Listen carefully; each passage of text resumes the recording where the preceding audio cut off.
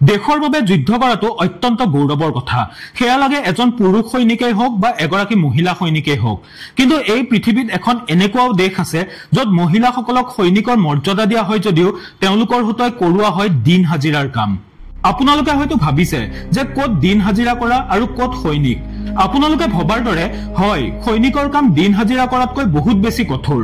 কিন্তু নৰ্থ কোৰিয়াত মহিলা সৈনিকসকলৰ যি অৱস্থা কৰা হয় তাতকৈ তেওঁলোকৰ মৃত্যু হোৱাটো বহুত বেছি ভাল। কাৰণ সৈন্য বাহিনীত ভৰ্তি হোৱাৰ পাছত তেওঁলোকৰ ওপৰত যি নিৰ্মম অত্যাচাৰ আৰু শাৰীৰিক নিৰ্যাতন চলোৱা হয় তেনেকুৱা দুৰ্ব্যৱহাৰ হয়তো অন্য দেশত জেলত বন্দী হৈ থকা কয়দীসকলৰ লগতো কৰা নহয়। বন্ধুসকল, আজিৰ এই ভিডিঅ'টোৰ জৰিয়তে আপোনালোকে নৰ্থ কোৰিয়াৰ মহিলা সৈনিকসকলৰ বিভৎস অৱস্থা সম্পৰ্কে এনেকুৱা কিছুমান তথ্য জানিব পাৰিব যি জনাৰ পাছত আপোনালোকৰ চকু পানী নিজে নিজে ওলাই আহিব।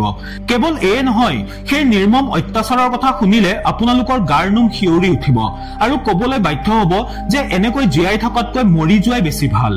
গতিকে এই মহিলা সৈনিকসকলৰ হতুৱাই কি কৰোৱা হয় সেয়া সম্পূৰ্ণকৈ জানিবলৈ হলে আজিৰ এই এপিসোডটো অলপো স্কিপ নকৰি একেবাৰে শেষলৈকে চাব, নহলে এক নতুন ধৰণৰ নলেজ আপুনি মিছ কৰি পেলাব। সেইবাবে আহক বেছি পলম নকৰি ভিডিঅ'টো আৰম্ভ কৰো। বন্ধুসকল, আপোনালোকে জানি আচৰিত হব যে নৰ্থ কোৰিয়াৰ যিসকল মহিলাই দেশ সুৰক্ষা কৰাৰ প্ৰতিজ্ঞা লৈছিল আজি তেওঁলোকে অসুৰক্ষিত হৈ পৰিছে। দক্ষিণ কোৰিয়াৰ এগৰাকী অৱসৰপ্ৰাপ্ত মহিলা সৈনিক জেনিফাৰৰ মতে ইয়াত 70%তকৈ বেছি মহিলাৰ ওপৰত শাৰীৰিক নিৰ্যাতন চলোৱা হয়। আমি সাধাৰণ মানুহবোৰৰ শুই উঠাৰ পৰা দিনটো যিদৰে আৰামেৰে আৰম্ভ হয়, অৰ্থাৎ গা ধোৱাৰ পৰা আৰম্ভ কৰি খোৱা বোৱা কৰা ইত্যাদি, কিন্তু দক্ষিণ কোৰিয়াৰ এই মহিলা সৈনিকসকলৰ দিন আৰম্ভ হয় ঘোচা, চৰ, গুৰ আদিৰে। কাৰণ এই মহিলা সৈনিকসকল যদি ঠিক সময়ত শুই নুঠে তেনেহলে তেওঁলোকক পানিছমেণ্ট দিয়া হয়।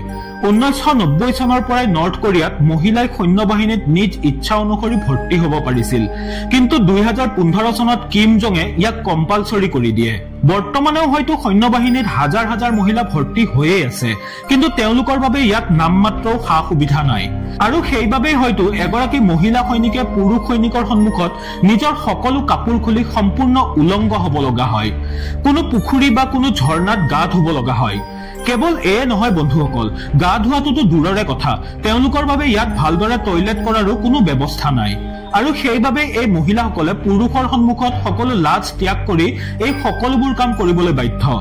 গতিকে এই মহিলাসকলেনো আৰু কি কৰিব? কাৰণ য'ত স্নান কৰাৰ ব্যৱস্থা আছে তাত ইয়াতকৈও আৰু বেছি বেয়া অৱস্থা। হাজাৰ হাজাৰ মহিলা সৈনিকৰ গা ধোৱাৰ ব্যৱস্থা এখন নদীৰ পাৰত কৰা হয়। আৰু এই নদীখনৰ পানী কেৱল ঠাণ্ডাই নহয়, বৰঞ্চ অতি বিপদজনকো। কাৰণ এই নদীখনত মাজে মাজে সাপৰ পৰা আদি কৰি অত্যন্ত বিষাক্ত পোক পৰুৱা আৰু ভয়ংকৰ জলজ প্ৰাণীবোৰে ঘূৰা ফুৰা কৰি থাকে। আৰু এই বিপদৰ সৈতে যুঁজ কেৱল এই মহিলাসকলেই কৰিব লগা হয়। আপুনি যদি ভাবিছে যে ইমানতেই চাগে তেওঁলোকৰ মেণ্টেল টৰ্চাৰ শেষ হৈছে, তেনেহলে আপুনি একেবাৰে ভুল ভাবিছে। কাৰণ বাথৰুমৰ পৰা আদি কৰি গা ধোৱালৈকেতো আপোনালোকে শুনিলে, কিন্তু এইবাৰ যদি শান্তিমতে শোৱা ঠাইৰ কথা কোৱা হয় তেনেহলে শুনক, অসংখ্য মহিলা সৈনিকক এটি সৰু কোঠাত একেলগে থেপাথেপিকৈ শোৱাৰ ব্যৱস্থা কৰা হয়। এটা সৰু ৰুমত একেলগে 30 গৰাকী মহিলা থাকিব লাগে। সেই সৰু ৰুমটোত এটি সৰু আলমিৰাও আছে, কিন্তু সেই আলমিৰাটো এটা ডিএছলাই বাকচৰ সমান। অৰ্থাৎ সেই আলমিৰাটোত তেওঁলোকে খুব কষ্টকে নিজৰ কাপোৰ কানি, বয় বস্তু আদি ৰাখিব লাগে। কিন্তু সেই আলমিৰাটোত তেওঁলোকে নিজৰ কাপোৰ কানি, জোতা চেণ্ডেল আদি ৰাখিব পাৰক বা নোৱাৰক, তাত কিন্তু দুজন মানুহৰ ফটো থকাটো কম্পালচৰি। তাৰে এজন হৈছে প্ৰয়াত কিম ইল চাং আৰু আনজন হৈছে কিম জং ইল। এই দুয়োখন ফটো থকাৰ উপৰিও সেই আলমিৰাত যদি নিজৰ পছন্দ অনুসৰি আন কিবা ফটো লগোৱা হয় তেনেহলে তেওঁলোকক অতি কঠোৰ শাস্তি দিয়া হয়। কিন্তু বন্ধুসকল, ইয়াতকৈও বেছি কষ্টকৰ হয় যেতিয়া এই মহিলা সৈনিকসকলে গোটেই দিনটো কঠোৰ পৰিশ্ৰম কৰি আহি নিজৰ বিছনাখনত অলপ জিৰণি ল'ব বিচাৰে। কাৰণ বিছনাৰ গাদ্দিবোৰ তৈয়াৰ কৰা হয় বস্তাৰে আৰু তাত কোনো ফেনৰ ব্যৱস্থা নাই। সেইবাবে বিছনাবোৰ ঘামেৰে ভিজি যায়, যাৰ ফলত তাৰ পৰা অত্যন্ত দুৰ্গন্ধ বাহিৰ হয়। তাৰ পাছত যেতিয়া লাহে লাহে সেই বিছনাৰ অৱস্থা একেবাৰে বেয়া হবলৈ ধৰে, তেতিয়া উপায়বিহীন হৈ তাত শোৱাৰ ফলত তেওঁলোকৰ স্কিনত বিভিন্ন সমস্যাই দেখা দিবলৈ ধৰে। তাৰ পাছতো কিন্তু এই মহিলাসকলৰ দুৰৱস্থাৰ কথা শুনিবলৈ তাত কোনোৱেই নাই। তেওঁলোকৰ এই বিছনাৰ চাদৰ বদলি কৰাৰো কোনো ব্যৱস্থা নাই। এইবাৰ যদি তেওঁলোকৰ খোৱাৰ বিষয়ে কোৱা হয় তেনেহলে একদম ৰাতিপুৱাই ব্ৰেকফাষ্টৰ নামত তেওঁলোকে মাকৈৰ দানাহে খাবলৈ পায়। কেতিয়াবা আকৌ সেই খাদ্য খায়ে গোটেই দিনটো কটাবলগীয়া হয়। কেৱল এয়ে নহয় বন্ধুসকল, তেওঁলোকৰ খাদ্যৰ ৰেচিপিৰ কথা শুনিলে আপোনাৰ মুখ মেল খাই যাব। সাধাৰণতে এজন সৈনিকৰ খাদ্য 200 গ্ৰামৰ পৰা 300 গ্ৰাম মান হয়, কিন্তু নৰ্থ কোৰিয়াত এই মহিলা সৈনিকসকলে যদি ইয়াৰে আধাও খাবলৈ পালে হয় তেনেহলে হয়তো তেওঁলোক বেছ সুখী হল হয়, আৰু এইটো তেওঁলোকৰ বাবে বহুত ডাঙৰ কথা হল হয়। প্ৰথম কথা হল তেওঁলোকক ভালদৰে খাবলৈ দিয়া নহয়, তাৰ উপৰিও আকৌ তেওঁলোকৰ ট্ৰেইনিং আৰু তেওঁলোকৰ হতুৱাই যিমান কাম কৰোৱা হয় সেয়া শুনি আপোনালোকৰ গাৰ নোম পৰ্যন্ত শিয়ৰি উঠিব। গোটেই দিনটো অস্ত্ৰ শস্ত্ৰৰে ট্ৰেইনিং কৰাৰ উপৰিও তেওঁলোকৰ হতুৱাই দিন হাজিৰাৰ কাম কৰোৱা হয়।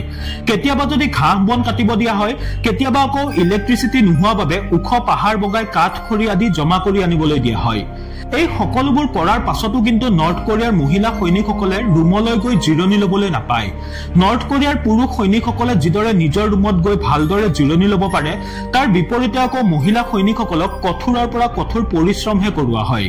তাৰ উপৰিও আকৌ পুৰুষ সৈনিকসকলৰ খাদ্য প্ৰস্তুত কৰিব লাগে এই মহিলা সৈনিকসকলেই, কিন্তু সেই খাদ্যৰ তিল মাত্ৰও ভাগ নাপায় মহিলা সৈনিকসকলে। প্ৰতিদিন এই কঠোৰ পৰিশ্ৰম, কমকৈ পোৱা খাদ্য, বিছনাখন বেয়া হোৱা বাবে ৰাতি টোপনি নহা ইত্যাদি এই ধৰণৰ নানান অত্যাচাৰৰ বাবে মহিলা সৈনিকসকলৰ 6 মাহৰ পৰা 1 বছৰ পৰ্যন্ত পিৰিয়ড হোৱা বন্ধ হৈ যায়, অৰ্থাৎ এইসকল মহিলাৰ প্ৰজনন ক্ষমতা সম্পূৰ্ণৰূপে নোহোৱা হৈ যায়। এই ধৰণৰ ঘটনা যদি অন্য কোনো দেশৰ মহিলাৰ লগত ঘটিল হয় তেনেহলে হয়তো তেওঁলোক খুব কম দিনৰ ভিতৰতে মৰি গল হয়, কিন্তু নৰ্থ কোৰিয়াৰ মহিলাসকলে এই ক্ষেত্ৰত ভালহে পায়, কাৰণ তেওঁলোকক যি হাৰত পৰিশ্ৰম কৰোৱা হয় তাৰ ওপৰত যদি পিৰিয়ডছৰ যন্ত্ৰণা উঠে তেনেহলে তেওঁলোক আৰু বেছি কাহিল হৈ পৰিল হয়। তেওঁলোকে পিৰিয়ডছ হোৱা কাপোৰ কেৱল ৰাতিৰ ভিতৰতে শুকুৱাই থব লাগে, কাৰণ দিনৰ ভাগত যদি কোনো পুৰুষ সৈনিকে সেই পিৰিয়ডছৰ কাপোৰ মেলি থোৱা দেখা পায় তেনেহলে ইয়াৰ বাবে তেওঁলোকক কঠোৰ পানিছমেণ্ট দিয়া হয়। এই কঠোৰ পানিছমেণ্টৰ কথা শুনিলেতো আপুনি আৰু বেছি হতভম্ব হৈ যাব। এই পানিছমেণ্টত পুৰুষ সৈনিকসকলে মহিলা সৈনিকসকলক বৰফৰ দৰে চেঁচা পানীত বলপূৰ্বক জুবুৰিয়াই ৰাখে। কেতিয়াবা আকৌ লোহাৰ ৰদত হাতেৰে ধৰি বহু সময় ওলমি থাকিব লাগে। ইয়াৰ ফলত মহিলাসকলৰ হাতবোৰ জঠৰ হৈ পৰে। বন্ধুসকল, নৰ্থ কোৰিয়াত যেতিয়া সৈনিকসকলক পেৰেড কৰোৱা হয় তেতিয়া পুৰুষ সৈনিকসকলৰ পাছফালে থকা মহিলা সৈনিকসকলক দেখিলে এনে লাগিব যেন তেওঁলোকে খুব উৎসাহেৰে এই পেৰেড কৰিছে, কিন্তু ইয়াৰ আঁৰত লুকাই থকা কলা সত্যৰ বিষয়ে কোনেও নাজানে। কিন্তু ইমান পৰিশ্ৰম কৰাৰ পাছতো তেওঁলোকৰ হাতত চেলাৰীৰ নামত যিখিনি আহি পৰে সেয়া ভিক্ষাতকৈও যথেষ্ট কম হয়। এইবাৰ হয়তো আপোনালোকে ভাবিছে যে ইমান অত্যাচাৰ সহ্য কৰি হলেও এই মহিলাসকল বাৰু কিয় সৈন্যবাহিনীত ভৰ্তি হয়। তেনেহলে শুনক, কোনো মহিলাই যদি নৰ্থ কোৰিয়াৰ সৈন্যবাহিনীত ভৰ্তি হবলৈ অস্বীকাৰ কৰে তেনেহলে সেই মহিলাগৰাকীৰ লগতে তেওঁৰ সমস্ত পৰিয়ালকে কঠোৰ শাস্তি দিয়া হয়। তেওঁৰ পৰিয়ালৰ সকলো সদস্যকে বন্দী কৰি তেওঁলোকৰ হতুৱাই দিন হাজিৰা কৰোৱা হয়। আৰু এই সকলোবোৰ দেখি শুনি আপুনি নিশ্চয় ভালদৰে বুজি পাইছে যে আমাৰ জন্ম এখন খুব ভাল দেশতেই হৈছে।